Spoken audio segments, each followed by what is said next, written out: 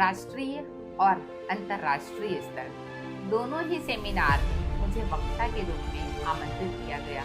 पहले मुझे बेंगलोर में विकसित भारत 2047 ईस्वी के परिप्रेक्ष्य में भारतीय ज्ञान परंपरा की उपादेयता और महत्ता पर अपने विचार व्यक्त करने के लिए ऑनलाइन मोड पर अपनी प्रस्तुति दी। जम्मू कश्मीर सेमिनार में मुझे भारतीय भाषा एवं बोली, दशा और दिशा पर अपने विचार को प्रस्तुत करने का अवसर मिला।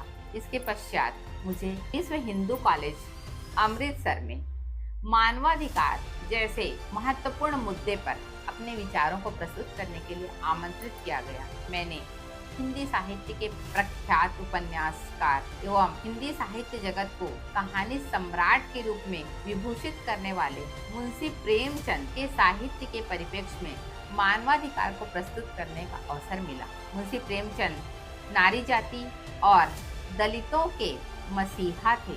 उन्होंने उनकी मूक आवाज को अपनी लेखनी और स्वर दिया और उनकी वास्तविक स्थिति को समाज में लाने का भरसक प्रयास किया। यहाँ पर भी मुझे अपने विचारों को प्रस्तुत करने का अवसर मिला। मुझे सम्मानित किया गया एवं प्रमाण पत्र दिया गया। वर्तमान में हम देखते हैं कि वृद्धों की समाज में स्थिति बड़ी दयनीय है।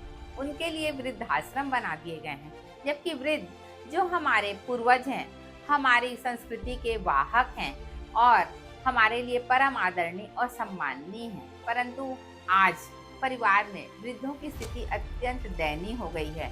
लोग उनके विचारों को सुनना नहीं चाहते, उनको महत्व नहीं देते। उनको ऐसा लगता है लोगों को कि अब तो उनकी कोई वैल्यू ही नहीं रह गई, वो तो खाली बड़बड़ करते रहते हैं। इस विषय को जब मैंने देखा तो मुझे लगा कि नहीं, वृद्धों की समाज में अत्यंत आवश्यकता है और इसी को मैंने अपने आलेख के माध्यम से प्रस्तुत करने का बीड़ा उठाया है। इसके लिए मेरे आलेख को सेलेक्ट कर लिया गया है और 2 अगस्त को ऑनलाइन मोड में मुझे लॉयला कॉलेज चेन्नई में अपने विचारों को प्रस्तुत करने का अवसर दिया जा रहा है। चाहे वह राष्ट्रीय स्तर का सेमिनार हो, चाहे अंतर्राष्ट्रीय स्तर का सेमिनार हो, मुझे अपने विचारों को पक्ष के साथ रखने का जो अवसर मिला वह वास्तव में मेरे लिए एक अनुपम पल था, जिसमें मुझे लगा कि वाह, मेरे विचार अलग अलग जगहों पर लोगों को इतने पसंद आ रहे हैं, सेलेक्ट किए जा रहे हैं। आगे भी मैं अपने इस प्रयास को अनवरत जारी रखूंगी और वर्तमान में जो सामाजिक मुद्दे हैं उन पर अपने आलेख प्रस्तुत करना चाहूँगी।